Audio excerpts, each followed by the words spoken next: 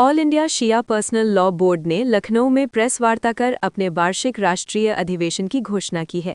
Board के अध्यक्ष मौलाना सैयद साकिब मेहदी और जनरल सेक्रेटरी मौलाना यासूब अब्बास ने बताया कि ये अधिवेशन 28 दिसंबर 2025 को इमामबाड़ा आसिफी उद्यान, लखनऊ में आयोजित किया जाएगा।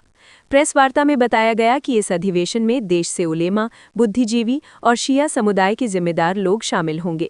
बैठक में कॉमन सिविल कोड, वक्फ संपत्तियों का संरक्षण, शिक्षा और रोजगार, आरक्षण, आर्थिक पिछड़ेपन, नफरत फैलाने वाले भाषण, आतंकवाद की निंदा और वक्फ संशोधन अधिनियम 2024 जैसे गंभीर मुद्दों पर विस्तार से चर्चा की जाएगी। 5 आर्थिक पिछड़ेपन की बुनियाद पर नौकरियों में शिया मुसलमानों के लिए आरक्षण की मांग। देश में पहले 8 करोड़ शिया मुसलमानों का पार्लियामेंट और देश की विधानसभाओं में प्रतिनिधित्व के न होने पर विचार। सामाजिक सुधार में खासकर शादी ब्याह और गरीबी के मौके पर भेजा खर्चों में सुधार का प्रस्ताव। हिंदुस्तान और पूरी दुनिया में फैले आतंकवाद की निंदा और उसे रोकने का प्रस्ताव। शियों की धार्मिक और प्रचलित शिक्षा में सुधार और तरक्की का प्रस्ताव। नफरत फैलाने वाले भाषणों और मॉब लिंचिंग रोकने के लिए कानून। बोर्डों में फैले भ्रष्टाचार और वक्फ संपत्तियों की बिक्री तथा वक्फ संशोधन अधिनियम 2024 पर विचार। हिजाब पर किसी भी तरह की रोक लगाने की मांग पर विचार। इसके अलावा इस्लाम की सही, सच्ची और असली तस्वीर जो बादशाहों के किरदार की ना होकर मोहम्मद साहब और उनकी औलाद और उनके परिवार की शिक्षाओं की रोशनी में हो, उसको दुनिया वालों के सामने पेश करने पर विचार। शिया मुस्लिम समाज की राजनीतिक, सामाजिक, आर्थिक और शैक्षिक अधिकारों की स्थिति पर विचार। ये हमारे पॉइंट्स हैं। इस इशू के ऊपर हम आपसे डिस्कस के लिए बैठे हैं और आपके हाथ में प्रेस नोट है।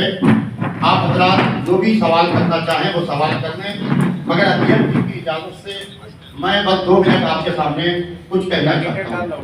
ऑल इंडिया शिया मसला बोर्ड कॉमन सिविल कोड के खिलाफ है और हमारे पहले राष्ट्रीय अध्यक्ष मौलाना असद साहब ने जब कॉमन सिविल कोड का मसला चला तो उन्होंने खुल के इसकी मुखालिफत की थी, जो पुराने अखबारात में और टीवी चैनल पे बाकायदा चला था। इसके अलावा मदीने में जन्नतुल बकी है, प्रॉफिट ऑफ इस्लाम, हजरत मोहम्मद साहब की इकलौती बेटी जनाब फातिमा के मदार को गिरा दिया गया है, ध्वस्त कर दिया गया है।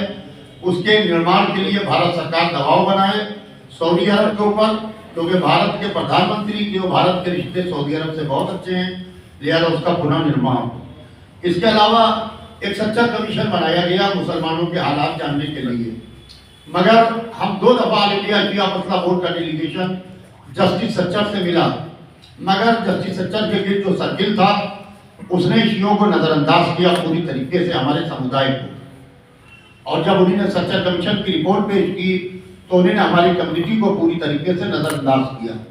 लिहाजा एक कमीशन बनाने की मांग सच्चर कमीशन की तरफ पे कि हिंदुस्तान में फैले 8 करोड़ शियों को हालात जानने के लिए और उनका हक दिलाने के लिए बाकायदा केंद्र सरकार सच्चर कमीशन की तरफ पर एक कमीशन बनाए। इसके अलावा अल्पसंख्यकों को सरकार की ओर से जो हिस्सा दिया जाता है उसमें शिया मुसलमानों को हिस्सा नहीं मिल पाता, क्योंकि हम माइनॉरिटी विद इन माइनॉरिटी हैं, हम अकलियत में अकलियत हैं, हमारा हिस्सा हमें नहीं मिल पाता है। लिहाजा इस सिलसिले में हम बाकायदा आवाज़ उठा रहे हैं आपके सामने। आप इस आवाज़ को हमारी पूरे देश तक पहुँचाएँ। ये ऑल इंडिया शिया मसला बोर्ड की आवाज़ है, ये अल्पसंख्यकों की आवाज़ है। अभी आप देखिए अल्पसंख्यकों के ऊपर जुल्म हो रहा है और अफगानिस्तान में जिस तरीके से अल्पसंख्यकों को जलाया जा रहा है, वही काम हमारे साथ अफगानिस्तान में हो रहा है, वही काम हमारे साथ पाकिस्तान में हो रहा है और हिंदुस्तान में यही काम हमारे साथ हो रहा है कि हमारा हक हमें नहीं दिया जा रहा है, क्योंकि हम माइनॉरिटी विद इन माइनॉरिटी हैं, हम अल्पसंख्यक में अल्पसंख्यक हैं। लिहाजा इसमें आपके सपोर्ट की हमें बहुत सख्त ज़रूरत है। इसके अलावा आर्थिक पिछड़ेपन की बुनियाद पर नौकरियों में शिया मुसलमानों को रिजर्वेशन नहीं मिलता है। जहाँ के ऊपर जात पात के ऊपर रिजर्वेशन मिल रहे हैं, वहाँ हमारा समुदाय इससे वंचित रहता है। लिहाजा नौकरियों को में रिजर्वेशन की बात जब होती है तो हमारे समुदाय को पूरी तरीके से नजरअंदाज कर दिया जाता। लिहाजा इस इशू को भी हम उठाने जा रहे हैं बहुत बड़े पैमाने के ऊपर। देश में पहले 8 करोड़ शिवा की कोई नुमाइंदगी पार्लियामेंट में नहीं है और ना विधानसभाओं में है, क्योंकि राज्यसभा और नॉमिनेशन के दरवाजे बंद हो गए हैं। जिस तरीके से आप किसी क्रिकेटर को नॉमिनेट करते हैं, जिस तरीके से आप किसी बड़े लोगों को नॉमिनेट करते हैं, क्या देश की पार्लियामेंट बिल्कुल ही वो पार्लियामेंट कहलाएगी जिसके अंदर हर कौम की नुमाइंदगी हो। मगर बड़े अफसोस की बात है कि हमारी कोई नुमाइंदगी नहीं है, तो लिहाजा ऑल इंडिया शिया फैसला बोर्ड इसकी भी मांग करता है। इसके अलावा जो सामाजिक सुधार हैं, शादी ब्याह में, भेजा रस्मों में जिस तरीके से खर्चे होते हैं लेविशली, जिंदगी शादी में या गमी के मौके के ऊपर भी, उसके ऊपर ये विचार किया जाएगा कि ये खर्चे कम से कम किए जाएं ताकि ये बोझ कम से कम हो सके।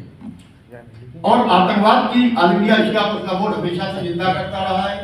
आतंकवाद कहीं पर भी हो, किसी भी शख्स को मारा जाए, अगर वो हिंदू हो या मुसलमान हो, सिख हो या ईसाई हो, ऑल इंडिया शिया फैसला बोर्ड ने बाकायदा आतंकवाद की भरपूर तरीके से निंदा की है और बाकायदा शहीद स्मारक के सामने गांधी भवन में बहुत बड़े पैमाने के ऊपर एक सम्मेलन भी करके आतंकवाद की निंदा की और रेजोल्यूशन तमाम देशों में आतंकवाद के खिलाफ पास किया।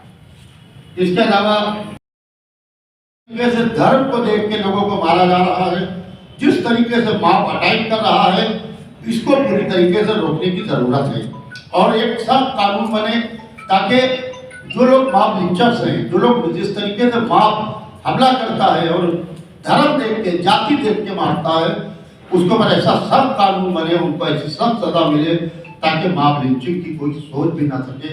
इसलिए कि हिंदू मारा जाए या मुसलमान मारा जाए, किसी माँ की गोद उजड़ती है, किसी औरत का सुहाग है। इसके अलावा वक्फ बोर्डों में पहले भ्रष्टाचार, जिस तरीके से वक्फों में भ्रष्टाचार है और औकाफ की हालत तबाह बर्बाद है। हमारे औकाफ जो माले खुदा हैं, माले रसूल है, माले इमाम हैं, वो पूरी तरीके से तबाह बर्बाद हो रहे हैं। उनके रजिस्टर से उनको डिलीट किया जा रहा है, उनकी ज़मीनें बेची जा रही हैं भूमाफियाओं के हाथों।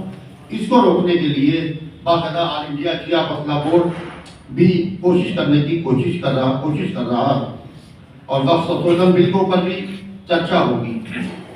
इसके अलावा हिजाब, देखिए हिजाब का मसला क्या है, ये धर्म से नहीं है कि पर्दा, जिसे बुर्का कह लीजिए, जिसे घूंघट औरतें काटती हैं उसे कह लीजिए, जिस तरीके से बिहार के मुख्यमंत्री ने एक बच्ची के चेहरे से नकाब को खींचा है, या कहीं के ऊपर भी नकाब को लेकर प्रॉब्लम्स आती है स्कूलों में, कॉलेजेस में, यूनिवर्सिटीज में, सरकारी दफ्तरों में, ये बिल्कुल गलत है।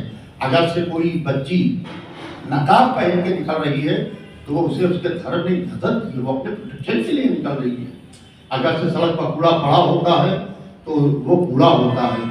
ज्वेलरी हमेशा लाकर्स में रखी होती है, लिहाजा हर धर्म, हर मजहब ने औरत को ज्वेलरी के समान इज्जत दी है ताकि वो पर्दे में रहे और हर समाज और हर मजहब औरत को इज्जत की निगाह से देखना चाहता है।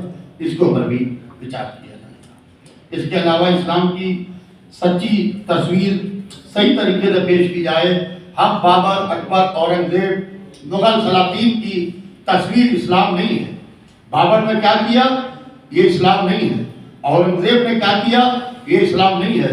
हमें ये देखना है कि प्रॉफिट ऑफ इस्लाम और उनके सक्सेसर्स, उनके अहले बैत, हमारे 12 इमाम, उन्हीं ने ज़माने को क्या मैसेज दिया है।